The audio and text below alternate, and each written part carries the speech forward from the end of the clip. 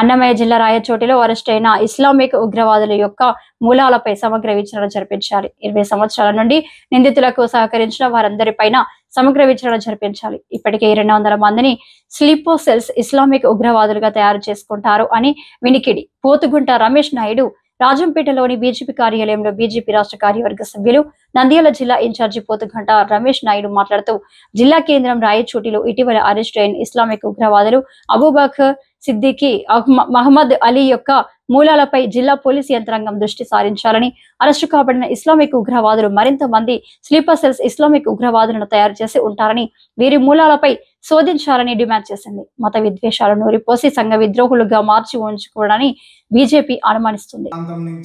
వచ్చిన వ్యక్తి వీరిద్దరూ ఒకడైతే 1995 నుంచి అప్స్కాండ్లో ఉన్నారు.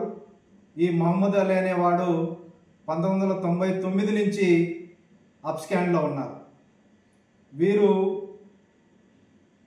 తమిళనాడులో హిందూ మున్నాని సంస్థ పైన 2000 సంవత్సరంలో దాడి చేయడం జరిగింది. తర్వాత కర్ణాటకలోని మల్లేశ్వరం బీజేపీ కార్యాలయం పైన బాంబు దాడి, 2011లో మదురైకి వచ్చిన ఆనాటి కేంద్ర ఉప ప్రధాని ఎల్కే అద్వానీ పైన బాంబు దాడి ప్రయత్నం చేశారు. తర్వాత చెన్నై, తిరుచి, కేరళ వీటిల్లో 7 సీరియల్ బాంబుల విషయంలో వీళ్ళు ప్లాన్ చేశారు. ఇంతటువంటి కరుడుగట్టినమైన ఈ తీవ్రవాదులు మన రాయచోటికి వచ్చి దాదాపు 20 సంవత్సరాల పైన నుంచి ఇక్కడ చిన్న చీరల వ్యాపారం చేస్తూ ఆ వ్యాపారం ముసుగులో స్థానికంగా ఉన్న మహిళల్నే వాళ్ళు పెళ్లి చేసుకున్నారు. ఇక్కడ వారు 2 నెలలు తెలంగాణ, కేరళ ఏఐటిఎస్ వాళ్ళ పోలీసులు ఇక్కడ రెక్కి నిర్వహించి 2 నెలలు వారిని అబ్జర్వ్ చేసి, ఎందుకంటే వాళ్ళు 30 సంవత్సరాలు 20 సంవత్సరాల కింద పారిపోయి వచ్చినారు కాబట్టి వారు ఈరోజు 20 సంవత్సరాల వయసు మారిన తర్వాత వాళ్ళ రూపురేఖలు మారింటాయి కాబట్టి వాళ్ళని అన్ని అబ్జర్వ్ చేసి 2 నెలలు అబ్జర్వ్ చేసి వారిని మొన్న అరెస్ట్ చేసిన తర్వాత స్థానికంగా ఉన్న ప్రజలు కానీ స్థానికంగా ఉన్న పోలీసులు కానీ అలర్ట్ అయ్యారు. మరి ఈ 30 సంవత్సరాల్లో స్థానికంగా ఉన్న వ్యక్తులు ఎంతమందిని వారు తీవ్రవాదుల సానుభూతి పరులుగా తయారు చేశారో లేదా స్లీపర్ సెల్స్గా తయారు చేశారో వాటన్నిటిపైన కూడా స్థానికంగా ఉన్న పోలీసులు సమగ్ర లోతైన విచారణ జరిపించాలి. మరి వారింట్లో 50 ఐఈడి బాంబులు దొరికాయని స్వయంగా డిఐజీ ప్రవీణ్ కుమార్ గారే చెప్పారు. అంటే 50 ఐఈడి బాంబులు తయారు చేయడానికి ఎలాంటి వస్తువులు వారు సేకరించారు, ఇవన్నీ వాడు ఒక్కడే చేసే శక్తి కాదు. స్థానికంగా ఉన్న ఎంతోమంది వారికి ఆ మెటీరియల్ అమ్మింటారు. వారందరూ ఎవరెవరు సహకరిస్తున్నారు? రాజకీయ నాయకులు సహకరించారా, మతపరమైన వాళ్ళు సహకరించారా, లేదా ఇతర వ్యక్తులు సహకరించారా? వారి ఆర్థిక మూలాలు ఎక్కడి నుంచి వచ్చాయి? ఇక సాధారణ గుడ్డలు అమ్ముకునేవాడు 50 ఐఈడి బాంబులు ఎలా చేయగలడు? వాడికి ల్యాప్టాప్స్ ఎక్కడి నుంచి వచ్చాయి? వాడి ఆర్థిక డబ్బులు ఎక్కడి నుంచి వస్తున్నాయి? వీటన్నిటిపైన కూడా సమగ్ర విచారణ జరిపించాలని భారతీయ జనతా పార్టీ డిమాండ్ చేస్తుంది. మనం ఈ మధ్యకాలంలో చూస్తున్నాం, ఆంధ్రప్రదేశ్లో చాలా మంచి ప్రశాంతమైన వాతావరణం ఉన్న రాష్ట్రం ఇది. ఎప్పుడు కూడా తీవ్రవాదులు కలయికలు లేకుండా ఉండేది.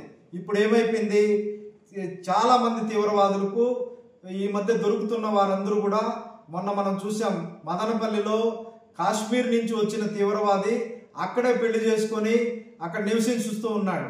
మరి ఢిల్లీలో జరిగిన బాంబ్ బ్లాస్ట్లో అతను నిందితుడు కాబట్టి ఎన్క్వైరీ చేస్తూ వస్తే మదనపల్లిలో మనకు దొరకడం జరిగింది. ఇలా ఇంతకుముందు గతంలో రాజమండ్రిలో అద్వానీ గారి కోయంబత్తూరు బాంబ్ బ్లాస్ట్లో వ్యక్తులు రాజమండ్రిలో నివాసం ఏర్పరచుకున్నారు.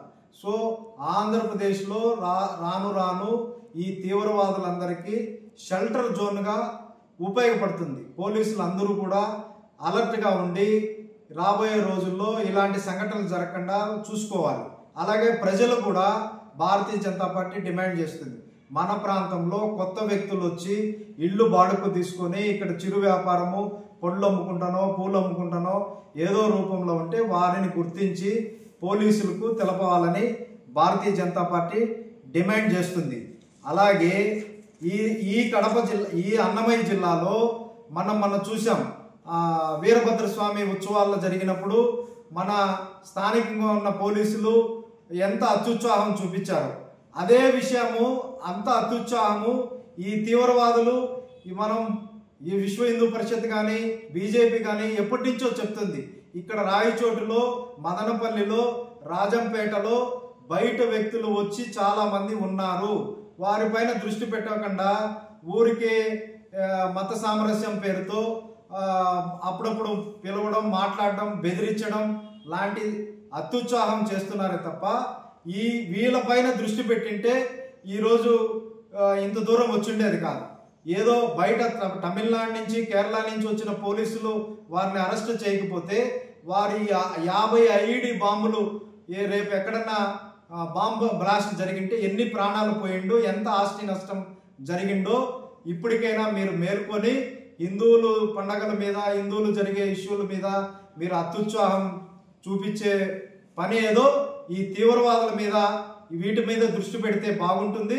మేమైతే మరొకసారి ఈ జిల్లా పోలీస్ యంత్రాంగాన్ని డిమాండ్ చేయడం బీజేపీ ఏంటంటే, వీరికి ఇంతవరకు సహకరించిన వారందరూ ఎవరెవరు ఉన్నారు, ఆర్థికంగా కానీ ఇంకొక రకంగా కానీ వారందరిపైన సమగ్ర విచారణ జరిపించాలి.